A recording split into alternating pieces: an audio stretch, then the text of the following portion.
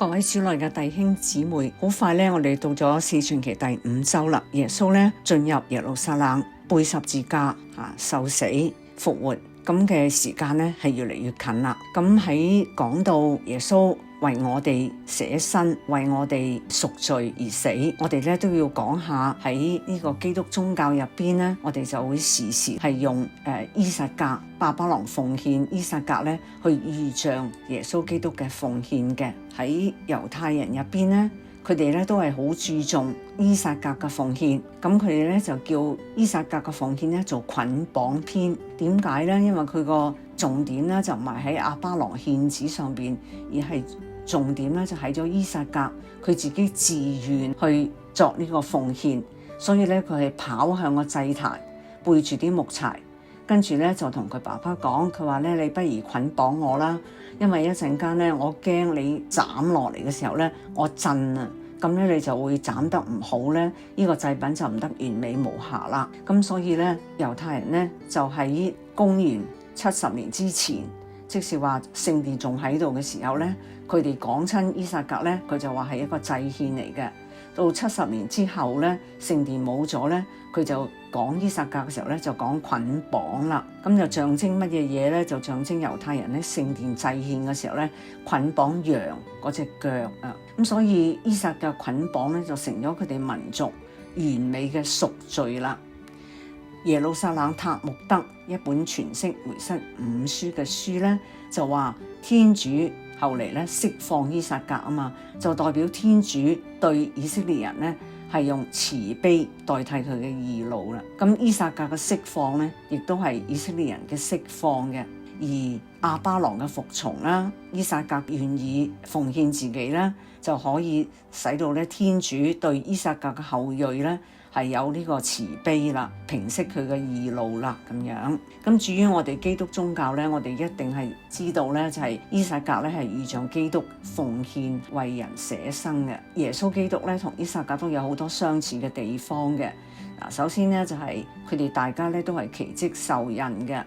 我哋知道咧，撒勒係不育啦，佢懷依撒格嘅時候咧已經係90歲噶啦。咁依撒格出生嘅時候咧，亞巴郎都100歲。聖母咧就係因為聖神受孕先生到耶穌啦。呢個都係大家都係奇蹟。依撒格咧就擔住啲柴上山行咗3天。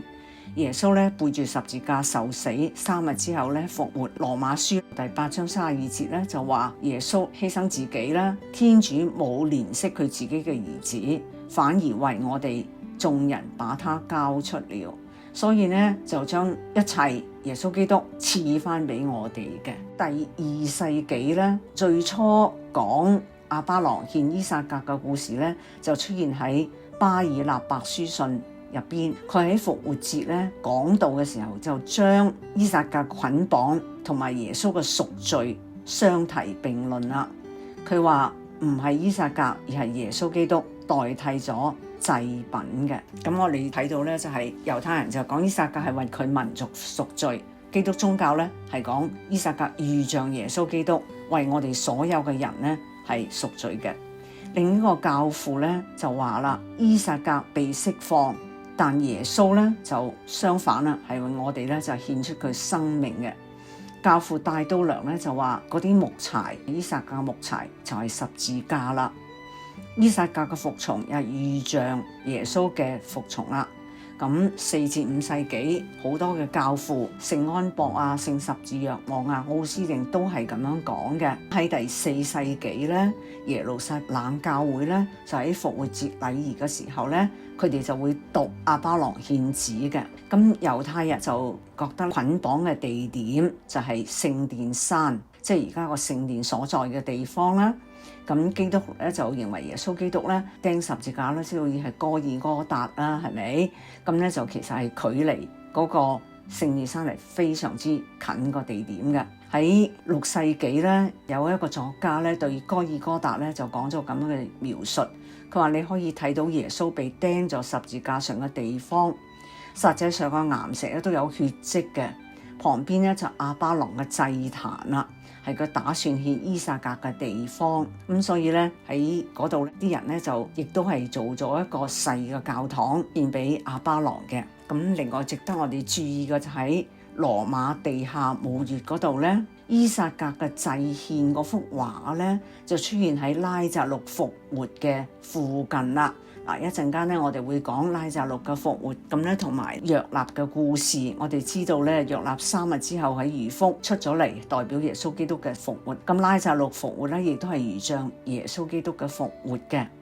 咁另外仲有啲話咧，就係醫治癱子啦，同埋咧達尼爾先知書入邊話喺火爐中咧，嗰3個年輕人係出翻嚟嘅。咁所以你呢啲咧都係預象耶穌基督嘅復活嘅。所以擺埋一齊嘅。伊撒格被天主拯救啦，就成咗從疾病同埋死亡中解脫嘅象徵啦。咁咧喺梵蒂岡博物館啦，另外一個喺聖伯多祿嘅寶庫啦，都係梵蒂岡博物館嘅一部分啦，就有2個石棺嘅。咁就入邊上面刻住咧伊撒格嘅犧牲同埋耶穌被捕同埋審判嘅場景，即係2樣一齊嘅，就強調咧伊撒格嘅犧牲咧係作為耶穌為我哋贖罪犧牲嘅一個嘅隱喻或者一個象徵。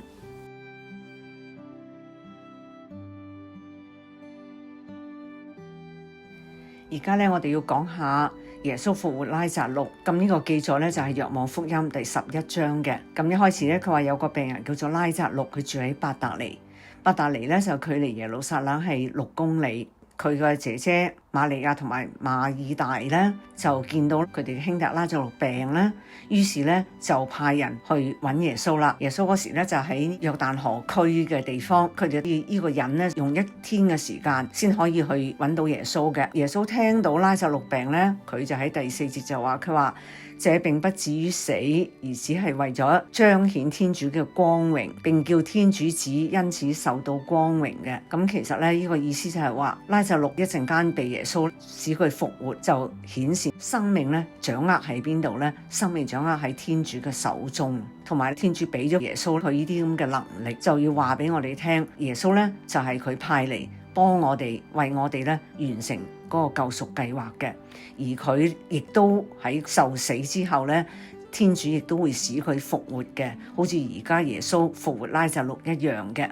咁所以咧就係話呢個係彰顯天主嘅光榮，同埋咧都係彰顯人子嘅光榮嘅。咁樣耶穌聽到拉匝祿病咧，佢咧就冇即刻走去揾拉匝祿嘅，去伯達尼嘅，而係喺原地咧等咗2日嘅。咁即係話嗰個送消息嘅人行咗1天，耶穌又等咗2天，然後先起程去伯達尼。去伯達尼咧都要1天嘅時間。咁即係話佢去到揾到拉匝祿嘅時候，已經係拉匝祿死咗嘅第4天啦。應該咧拉匝祿喺嗰個僕人出發咗冇幾耐咧，就應該係過身啦嚇。咁樣點解要等咧？係咪啊？點解要等咧？原來咧猶太人咧佢哋就有個咁嘅想法，個想法就係話，當人斷咗氣之後咧，個靈魂咧就會喺嗰個周圍啊盤旋3日嘅，咁就有一個會醒翻嘅希望。咁所以咧耶穌就即係等到第4日嘅。另外一樣嘢咧就係當時啲門徒咧見耶穌喺度等咗2日，其實佢哋咧個心啊諗乜嘢嘢咧，就係佢哋喺第8節就話，佢話嗱，俾猶太人咧圖謀用啲石砸死你，你而家又要去嗰笪地方咩？又去伯達尼咩？咁原來咧就喺呢個重建聖殿慶祝嘅時候咧，即係喺第10章嘅時候咧，咁啲猶太人咧係企圖咧用啲石咧去掟死耶穌嘅。距離而家咧只係過咗2至3個月嘅啫。嗱，咁我哋可以睇下咧第10章嘅第10章嘅24節咧。當耶穌去到耶路撒冷咧，佢哋過呢個重建聖殿節嘅時候咧，猶太人咧就圍住佢，就話你咧使到我哋心神不定啊！究竟要到咩時間啊？究竟你係咪默西亞？你坦白話俾我哋聽啦！咁喺25節咧，耶穌就話：佢話我已經話咗俾你聽啦，你哋唔信啊嘛！我係以我父嘅名所作嘅工作為我作證嘅，但係你哋都唔信，因為你哋咧唔係屬於我嘅羊，我嘅羊咧係聽我嘅聲音，我認識佢哋，佢哋都認識我我又賜俾我嘅羊永生，佢哋唔會喪亡嘅，誰都唔能夠從我手中將佢哋奪走嘅。嗰位賜我羊群嘅父呢，超越一切，為此誰也不能從我父手裏將他們奪去。我同我個父呢，原是一體嘅。咁即係話佢同天主一體啊嘛，係咪由天主而嚟啊嘛？咁跟住嗰啲猶太人咧就好嬲，就攞石咧想掟死耶穌嘅，所以咧耶穌咧就當時係走咗啦。咁而家啲門徒咧就諗，咦，我哋嘅師傅聽到拉撒路病啦，都冇即刻去伯大尼，係等咗2日，係咪驚啲猶太人咧會仲記住佢喺慶祝重建聖殿嘅時候嘅事件啊，都想再用啲石頭啊嚟掟死耶穌咧咁樣，所以就問佢啊。耶穌等咗2日咧，再等咗2日，即係第4日先去到咧，係有2個意思啦。頭先講一個意思咧，就係同猶太人嘅習俗想諗人咧斷氣之後嘅靈魂會盤旋3日嘅呢個有關。第二咧就係嗰啲門徒咧就認為咧師傅咧係怕有危險啊，咁所以咧耶穌咧就冇即刻去考慮下等下，即係咁嘅意思啦。當啲門徒問耶穌點解咁遲去呢？耶穌喺第9節就話佢係白日不是有12個時辰麼？人若在白日行路，不會碰跌，因為看得見這世界的光。人若在黑夜行路，就要碰跌，因為他沒有光。嗱，我哋呢度都知道咧，就係耶穌係普世嘅真光，係咪？喺若望福音第1節已經講，照耀世人普世嘅真光正在進入世界嘅。咁所以咧要講咩咧？就係話俾你聽，當耶穌仲係同我哋一齊嘅時候咧，就係白天，係咪？就有白天，咁人咧喺嗰度行路，因為我哋同埋耶穌一齊，我哋唔會咧墮入呢個黑暗，唔會墮入罪惡噶吓。但係咧，當耶穌離開我哋嘅時候咧，我哋咧就係又喺翻黑暗之中啦。咁當然啦，耶穌後嚟咧派遣聖神啦，咁就繼續同我哋喺埋一齊。咁喺到21節咧，馬爾大見到耶穌嚟就話：哎呀，如果你喺呢度，即係早啲喺度咧，我兄弟就唔會死啦。馬爾大咧受到當時嘅觀念，當時嘅觀念就係認為耶穌在場先可以醫治啊嘛。但而家拉撒路已經死咗4日啦，係咪？咁係無能為力咯。咁佢唔記得咗凡事咧，只有天主乜嘢都係可以得嘅。講呢個係一種慨嘆，佢亦都唔係話埋怨耶穌。不過咧，當時啲人咧係咁諗，耶穌都唔喺度，咁點樣行奇蹟咧？咁樣。咁跟住咧喺22節咧，佢又顯示咗佢嘅信德。佢話咧，就是現在我也知道，你無論向天主求什麼，天主必要賜給你。喺馬爾大嘅心目之中咧，耶穌就係一個先知咯，所以佢咧係要點咧？佢要向天父、向天主祈求。咁咧先可以俾佢一啲恩賜嘅。咁佢仲未認識咧，耶穌就係生命，就係復活，佢有呢個復活嘅大能嘅。咁耶穌咧就喺23節咧就話：你嘅兄弟一定會復活嘅。咁馬爾大咧就佢話：我知係末日嘅時候會復活啊嘛。嗱，當時嘅法利賽人咧就係咁樣諗嘅嚇，就話咧人喺末日咧會復活，但係咧佢哋淨係知道呢樣嘢，但又唔知道復活係咩意思喎。佢哋唔知道咧耶穌嘅復活咧唔係使一個人就咁翻生啊，展示咧佢有生命嘅大能，係能夠戰勝死亡，能夠咧廢去死亡嘅權勢。所以嗱，好重要咧，就喺25節，耶穌就對馬爾大話：我就是復活，就是生命，信從我的，即使死了，仍要活着。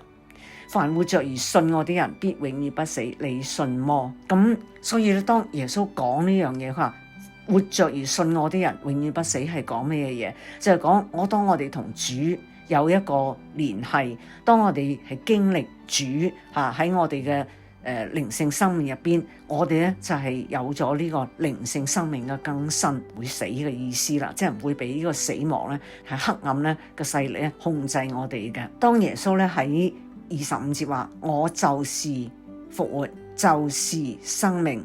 當佢講呢個是咧，其實咧一路喺度講嘅時候咧，係用咗7次啊，講我是啟示自己嘅第5次，係喺7次入邊嘅第5次啦。喺第6章、第8章、第9章、第10章、11章、14章、15章都有講我是嘅。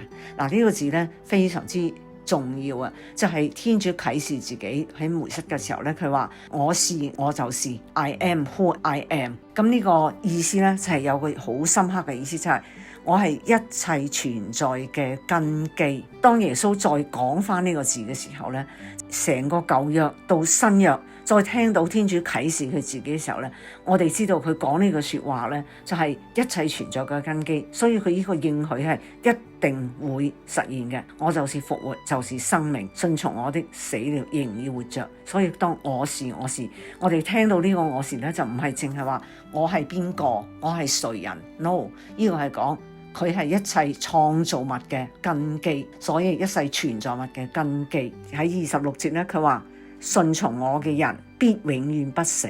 必永遠不死咧，唔係講肉身嘅不死啦，而係當我哋同耶穌基督結合，當佢救贖我哋之後咧，我哋進入咗永生。死亡咧對我哋係冇一個控制嘅能力啦。咁樣咧，我哋而家睇下哥羅森人書第3章第1同埋第3節。你們既然與基督一同復活了，就該追求天上的事，在那裡有基督坐在天主的右邊。因為你們已經死了，你們的生命已與基督一同藏在天主內。咁就係講領洗之後係咪啊？耶穌基督嘅救贖使到我哋咧係舊人死去，新人咧活在主內，同耶穌基督一起。但係咧信我的人必永遠不死，所以大家能夠同耶穌喺一齊，能夠進入永生咧，關鍵係一個信字，即係我哋有冇相信，睇唔見都相信啦嚇。咁好到27節咧。馬爾大就話：是主，我信你是默西亞，天主子，是來到世上的那一位。嗱，呢個咧係天主俾佢一個啟示，聖神一個俾佢嘅啟示嘅。我哋知道咧，我信你是默西亞，天主子。喺聖經入邊咧，馬竇福音16章16節咧，伯多祿有講話：我主，我信你係默西亞。到若望福音第4章咧，撒瑪利亞婦人喺個水旁嗰度咧，俾耶穌飲水，耶穌同佢講永生，佢就係永生嘅水泉。佢亦都講。我信你係默西亞，咁所以嗰套係第一個就係伯多祿咧，第二個就係個撒瑪利亞婦人咧，而家咧呢個馬爾大咧係第三個喺公開承認主耶穌係基督，係呢個默西亞嘅人啦。咁所以咧，天主不斷咁通過聖事咧啟示俾我哋聽耶穌基督係邊一個嘅。去到11章嘅33節咧，耶穌咧就見到馬爾大喊啊，同埋瑪利亞喊，同埋其他一啲猶太人咧都喺度喊嚇。咁佢咧就心神感傷，難過起來。心神感傷咧，呢個原文咧就出現喺若望福音11章33節、38節。對觀福音咧就出現喺馬竇福音第9章30節。同埋馬爾谷1章43節、14章第5節嘅呢種嘅佢嘅心神感傷咧，係有兩種解釋嘅。一種解釋咧就係耶穌對瑪利亞講到佢妹妹喺度喊佢都好身同感受啦，所以就心裏悲傷啦。第二種解釋咧就係佢見到人對人嘅死亡嘅結局係無知，佢哋以為人死就一了百了啦話將來有復活，但係都唔知點樣，好傷感啊！咁呢度係一種信心嘅遲鈍，所以佢哋亦都喺嗰度感慨嘆息嘅。11章35節咧就講耶穌流淚，瑪利亞同啲猶太人喊咧嗰個字咧喺原文咧就出現咗40次。耶穌為耶路撒冷哭泣喺路加福音19章41節都係用瑪利亞同猶太人喊嗰個字，但係而家耶穌流淚咧，作者咧係用咗另外嘅字，呢個字咧係 Dakryo D-A-K-R-Y-O。咁呢個成本新約聖經咧，呢個字用咗一次，就代表乜嘢咧？耶穌嘅流淚咧，同瑪利亞同啲猶太人嘅流淚咧係唔一樣嘅。咁佢唔係淨係陪住佢哋一齊傷心哭，而係佢為人對死亡嘅結局嘅無知而咧悲哀嘅。到咗第11章39節咧，耶穌就話叫啲人咧係將嗰個墓門嘅石頭咧係拎開嘅。咁馬爾大咧就話佢話主已經臭了，因為已有4天了啦。咁呢度我就知道係已經過咗第4日啦，係咪啊？馬爾大咧，其實好多同埋當時嘅猶太人都係覺得已經4日啦，仲有啲乜嘢可以做嘅咧？係咪啊？身體都腐朽啦，所以為冇信德嘅人咧，我哋睇咧有時咧就睇到啲障礙咯。咁嗰塊石頭咧就其實係嗰個障礙啊，即係個墓門啊個石頭。我哋一定要咧將我哋眼前好多嘅障礙，我哋喺嗰個靈性生命入邊嘅障礙咧移走。如果唔係嘅時候咧，奇蹟咧我哋睇唔到㗎。咁耶穌就話：佢話我唔係講過俾你聽，如果你信就會見到天主嘅光榮嗎？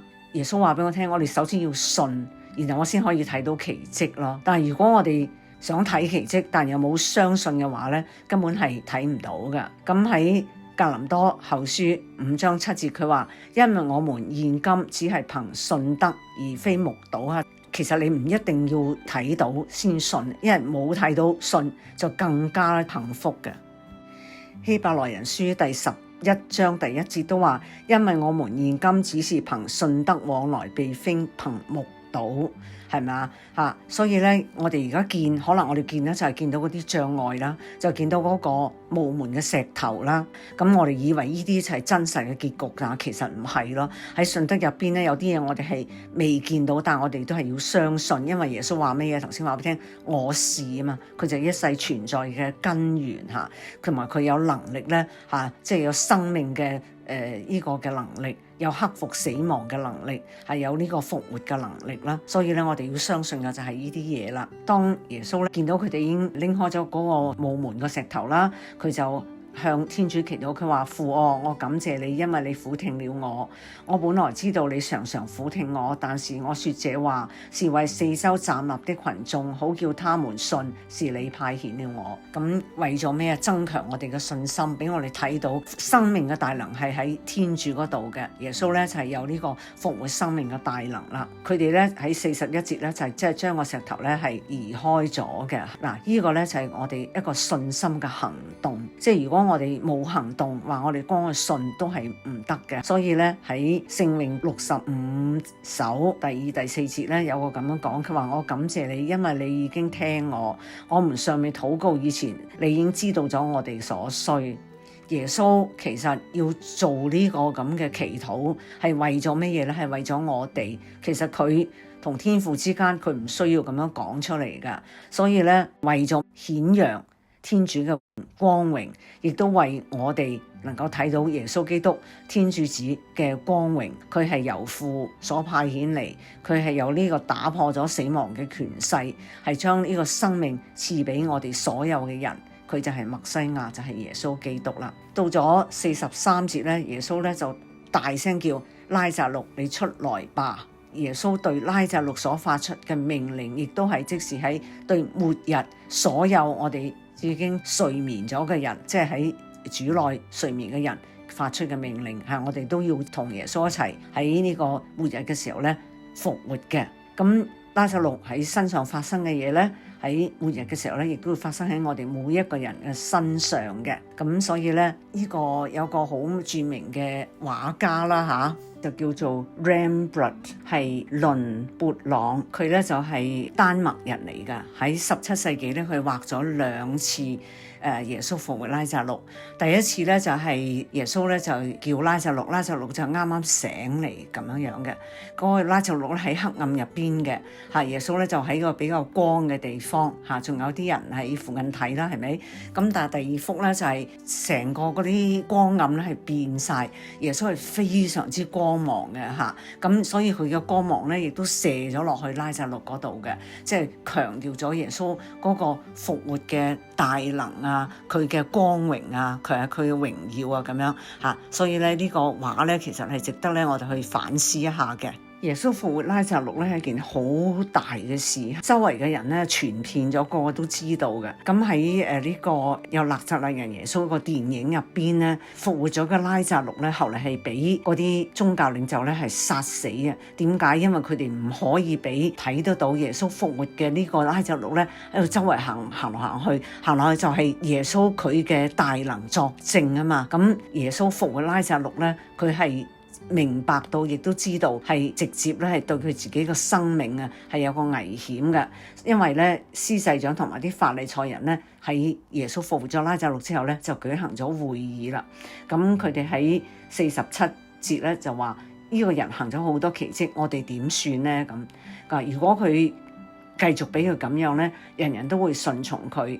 咁羅馬人咧就會覺得我哋可能係有造反啦嚇，咁咧就連我哋嘅聖殿民族咧都要係除掉，所以咧佢哋就係大家咧就商議咧一定要除掉耶穌啦嚇。咁所以天主子耶穌咧為救贖我哋咧捨生啦，其實佢喺心理上邊啊之前嚇即係受到好多嘅壓迫嘅，明知道咧呢樣復活拉撒路咧同埋等待佢嘅跟住嘅命運係咁多嘅迫害啊，同埋係死亡嚇，但係咧佢係願意為咗救贖我哋咧，係向父咧交付自己嘅。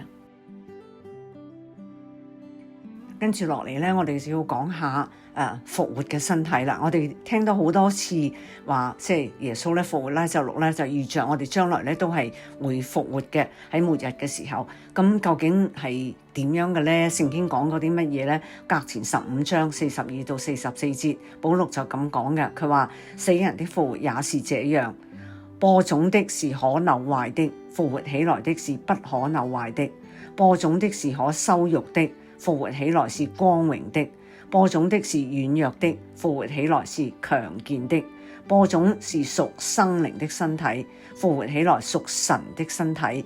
既有屬生靈的身體，也就有屬神的身體。喺革前15章52至54節就咁講，復活咧係頃刻眨眼之間，在末次吹號筒時發生的。的確，號筒一響，死人必要復活，成為不朽的。我們也必要改變，因為這可朽壞的必須穿上不可朽壞的，這可死的必須穿上不可死的。幾時這可朽壞的穿上了不可朽壞的，這可死的穿上了不可死的，那就是應驗經上所在的這句話：在勝利中死亡被吞滅了。跟住落嚟我就睇下天主教理997同埋998條係點樣講嘅。喺天主教教理997條咧，佢話復活究竟有咩意義呢？死亡即靈魂同埋肉身嘅分離，使人嘅肉身墜入孵化嘅過程，而他的靈魂卻與天主相遇。雖然靈魂仍在期待與他受光榮的肉身結合，天主以其全能決定性地再賜我們的肉身不可腐朽的生命，使肉身因耶穌的復活而再度與我們的靈魂結合。998誰會復活？所有死去的人，行過善的復活進入生命，行過惡的復活而受審判。999條如何復活？基督是連同他的身體一起復活，讓你們看我的手和腳，確是我。路加福音24章39節。但他並不因此而返回塵世的生命，同樣在他內，那些現今具有身體的人都要連同身體一起復活。不過這個身體將會轉化為榮耀嘅身體，成為屬神的身體。革前15章44節。跟住，可是有人要說，死人將怎樣復活？他們將帶着什麼樣的身體回來呢？糊塗人啊！你所播的種子若不先死了，並不得生出來；而且你所播種的，並不是那將要生出的形體，而是一顆赤裸的籽粒。播種的是可朽壞的，復活起來是不可朽壞的。的確，這可朽壞必須穿上不可朽壞的，這可死的必須穿上不可死的。革前15章，頭先我哋講過35節至到37、42、52到53。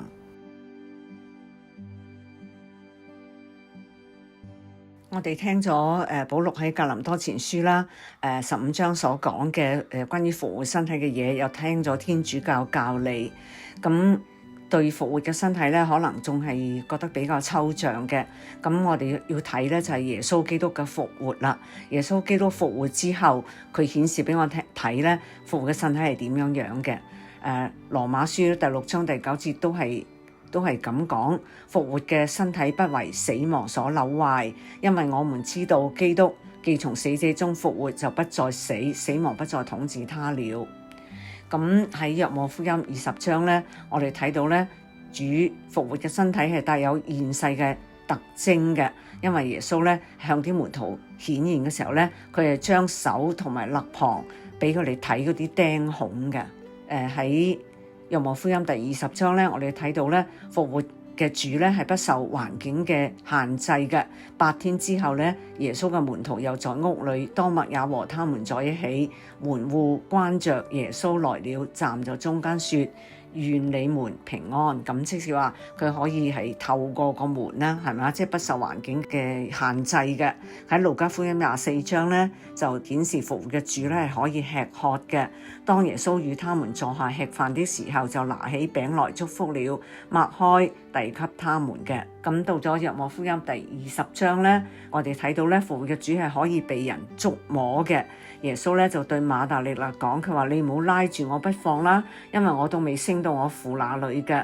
你到我的兄弟那裏去，告訴他們，我升到我父同埋你們的父那裏去，升到我的天主和你們的天主那裏去。咁樣咧，腓利比人書咧就再次同我哋講，我哋復活嘅時候咧，要相似主光榮嘅身體，他必要按他使一切屈服於自己的大能，改變我們與卑賤的身體，相似他光榮的身體。呢度嘅耶穌基督復活嘅身體咧係點樣嘅描述咧，俾到我哋更多嘅概念啊，知道將來咧我哋復活嘅身體係點樣嘅。咁喺 Today's Catholic 嗰度咧有一篇文章咧係講 The Raising of Lazarus， 咁佢咧就係俾我哋多一個觀點去睇耶穌復活拉撒路。佢話耶穌復活拉撒路咧，其實當然咧係指向我哋末日嘅時候都同耶穌一齊復活啦，但係首先係指向我哋嘅聖洗咯嚇。當我哋喺水入邊重生，喺個聖神啊同埋耶穌基督嘅光入邊重生嘅時候咧，我哋就有一個新嘅生命洗禮。咁亦都係指向嗰啲四旬期嘅慕道者咧，將喺復活主日嘅時候咧，佢哋就會同耶穌一齊復活嘅時候，佢哋就係領洗啦，就洗入基督啦咁樣嘅。另外咧，佢亦都係講到咧復活拉撒路咧係提醒翻我哋洗禮嘅時候同耶穌一齊個重生，亦都係提醒我哋咧係我哋嘅終局啊。所以佢話咧喺殯葬禮嘅時候，個彌撒嘅時候咧，好多人都會讀約翰福音第11章嘅。耶穌同瑪利亞同埋馬爾大所講嘅嘢就係話，我就係復活，我就係生命，信從我嘅人就算死咗都一定係會復活嘅，係唔會再死嘅。咁所以呢樣嘢咧，為嗰啲亡者啊同埋嗰啲親友啊嚇，就係喺殯葬彌撒時讀到呢個嘅約翰福音11章咧，係一個非常非常之強大嘅安慰同埋係一個保證嘅。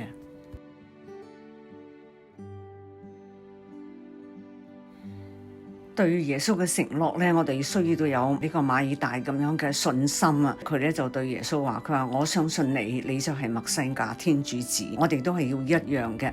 咁喺呢個殯葬彌撒嗰個開始嘅祈禱嗰度咧，有個好美麗嘅祈禱啦。佢話 Lord, for your faithful people, life is changed, not ended. When the body of our earthly dwelling lies in death,We gain an everlasting dwelling place in heaven。呢個咧係即係好安慰我哋嘅彷徨或者我哋嘅小信。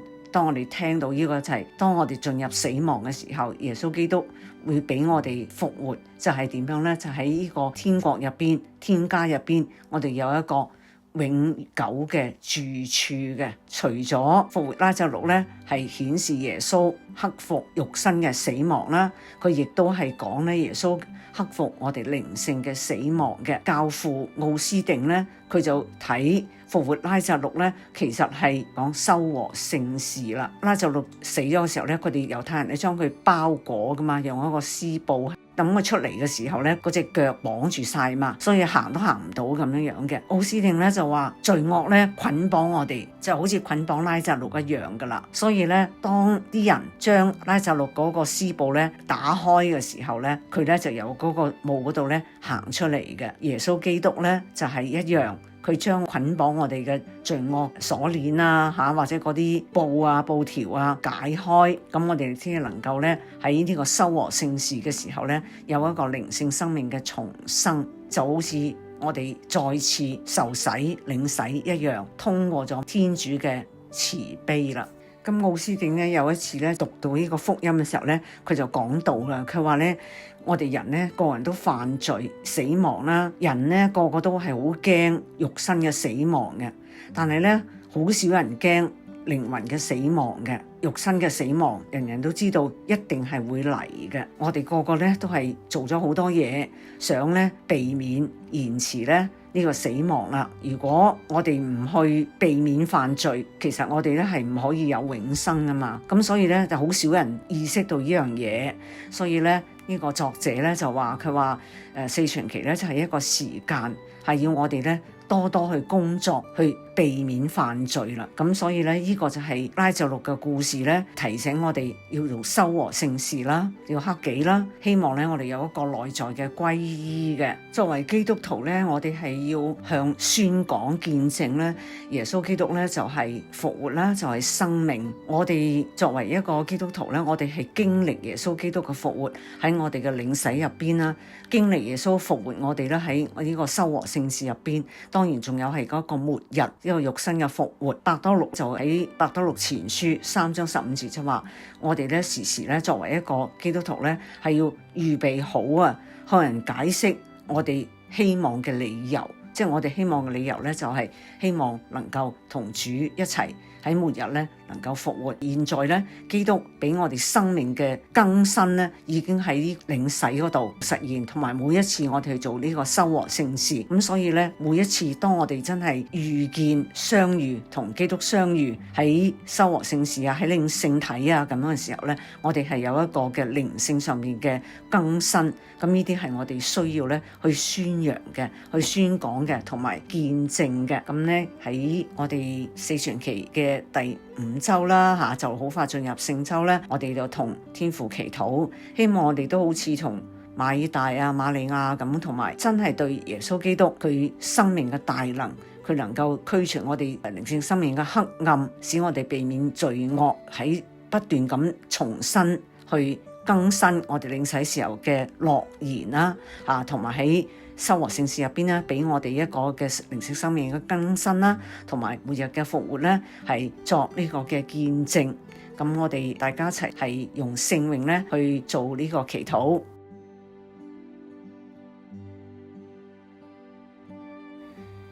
未結束呢個聖詠祈禱之前咧，我哋再聽下耶穌基督對我哋嘅許諾，就使到我哋咧更加堅強我哋嘅信心嘅。革前15章55至到58節，佢話：死亡，你的勝利在哪裏？死亡，你的刺在哪裏？死亡的刺就是罪過，罪過的勢力就是法律。感謝天主賜俾我哋，因我哋主耶穌基督所獲得嘅勝利。所以我親愛的弟兄，你哋要堅定不移，在主的工程上時時發奮勉力，因為你們知道你們的勤勞在主內決不會落空。喺《若望福音》第6章37至到40節，耶穌咁樣許諾：凡父交給我的，必到我這裏來；而到我這裏來的，我必不把他們拋棄於外。因為我從天降下，不是為執行我的旨意，而是為執行派遣我來者的旨意。派遣我來者的旨意就是，凡他交給我的，叫我連一個也不失掉，而且在末日還要使他復活，因為這是我父的旨意。凡看見子並順從子的，必得永生，並且在末日我要使他復活。若望福音14章2至5節，16至到21節。你們心裏不要煩亂，你哋要信賴天主，也要信賴我。在我父的家裏有許多住處，我去原是為你們預備地方。如不然，我早就告訴了你們。我去了，為你們預備了地方以後，我必再來接你們到我那裏去。為的是我在那裏，你們也在那裏。我去的地方，你們知道往那裏去的路。如果你們愛我，就要遵守我的命令。我也要求父，他會賜你們一位護衛者，使他永遠與你們同在。他是世界所不能領受的真理之神，因為世界看不見他，也不認識他。你們卻認識他，因為他與你們同在，並在你們內。我必不留下你們作為孤兒，我要回到你們這裏來。不久以後，世界就再看不見我，你們卻要看見我，因為我生活，你們也要生活。到那一天，你們便知道我在我父內，你們在我內，我也在你們內。接受我的命令而遵守的，便是愛我的人。誰愛我，我父也必愛他，我也要愛他，並將我自己顯示給他。呢啲咧真係好珍貴、好珍貴嘅耶穌俾我哋嘅許諾，一定要記住嘅嚇。咁咧喺嗰個《若望福音》度係我哋可以揾得到嘅。好啦，最後咧我哋喺就嚟進入 Holy Week 聖週嘅時候咧，我哋向天主祈求佢嘅慈悲。聖詠130首，上主，我由深淵向你呼號，我主，求你俯聽我的呼號，求你側耳俯聽我的哀禱。上主，你若細察我的罪辜，我主，有誰還能站立得住？可是你以寬恕為懷，令人對你喜敬喜愛。我仰望上主，我靈期待他的聖言，我靈等候我主切於更夫的待旦。請以色列仰賴上主，應切於更夫待旦，因為上主富於仁慈，他必慷慨救援，他必要拯救以色列人脫離一切所有的罪根。聖詠121首，我舉我目向聖山之望，我的救助要來自何方？